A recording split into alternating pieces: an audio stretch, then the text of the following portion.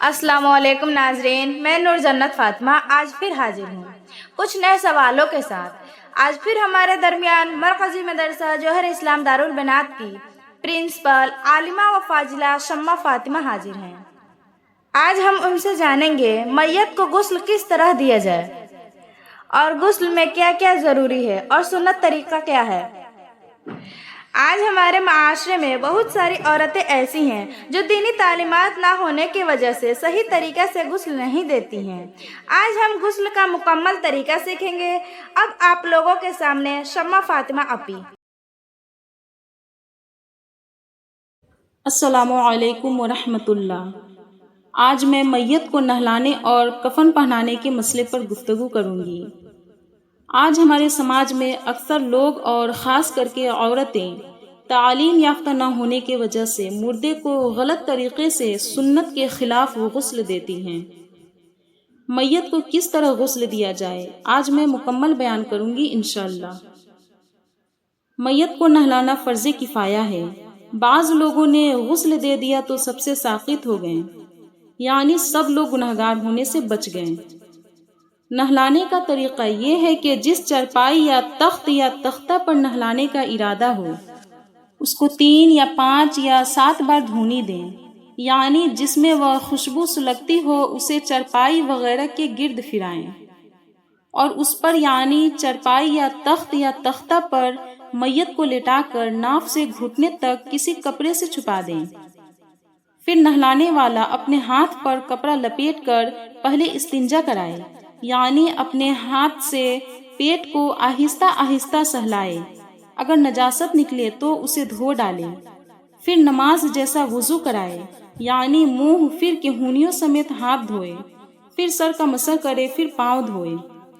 مگر میت کے وضو میں گٹوں تک پہلے ہاتھ دھونا اور کلی کرنا اور ناک میں پانی ڈالنا نہیں ہے۔ ہاں، کوئی کپڑا یا روئی کا ٹکڑا بھگو کر دانتوں اور مسوروں اور ہونٹوں نتنوں پر پھیر دیں۔ اگر سر اور داڑھی کے بال ہوں تو گل خیروں سے دھوئیں۔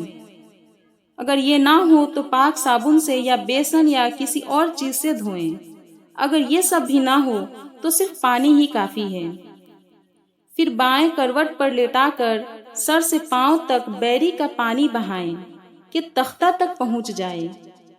پھر داہنی کروٹ پر لیٹا کر اسی طرح کریں، اور بیری کے پتے کا ابالا ہوا پانی نہ ہو تو خالص پانی نیم گرم کافی ہے۔ پھر ٹیک لگا کر بیٹھائیں اور نرمی کے ساتھ نیچے کو پیٹ پر ہاتھ پھیریں، اگر کچھ نکلے تو دھو ڈالیں۔ وضو اور غسل دوبارہ نہ کرائیں۔ پھر آخر میں سر سے پاؤں تک کافور کا پانی بہائیں، پھر اس کے بدن کو کسی پاک کپڑے سے دھیرے دھیرے پوچھیں۔ یہ تھا میت کو غسل دینے کا طریقہ۔ اب آئیے کفن پہنانے کے چند باتیں اور کفن پہنانے کا طریقہ بیان کرتی ہوں۔ میت کو کفن دینا فرض کفایہ ہے۔ کفن کے 3 درجے ہیں، پہلا ضرورت، دوسرا کفایت اور تیسرا سنت۔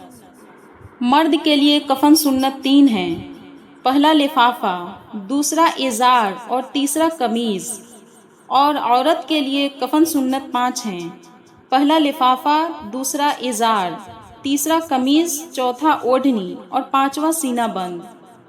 مردہ اگر مرد ہو تو اس کو کفن پہنانے کا طریقہ یہ ہے: میت کو غسل دینے کے بعد بدن کسی پاک کپڑے سے آہستہ پوچھ لیں تاکہ کفن تر نہ ہو، اور کفن کو 1 یا 3 یا 5 یا 7 بار دھونی دے لیں، اس سے زیادہ نہیں۔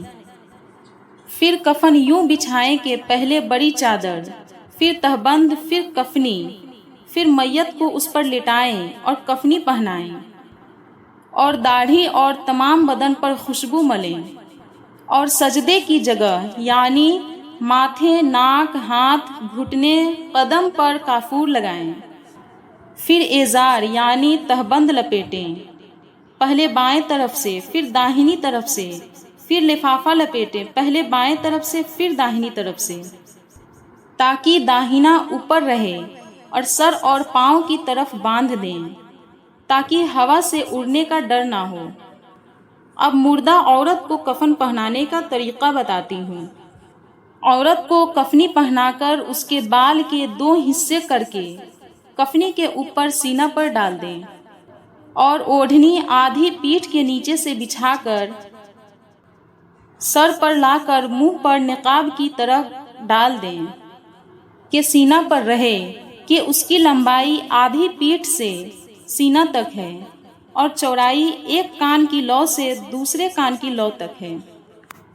اور کچھ کم جانکار عورتیں زندگی میں جس طرح اوڑھتی ہیں اسی طرح اڑھا دیتی ہیں، یہ غلط طریقہ ہے اور سنت کے خلاف ہے۔ پھر بدستور ازار اور لفافہ لپیٹیں، پھر سب کے اوپر سینہ بند پستان کے اوپر سے ران تک لا کر باندھیں۔ اللہ تبارک و تعالی ہم تمامی کو سنت رسول پر جینے اور مرنے کی توفیق عطا فرمائے، آمین ثم آمین۔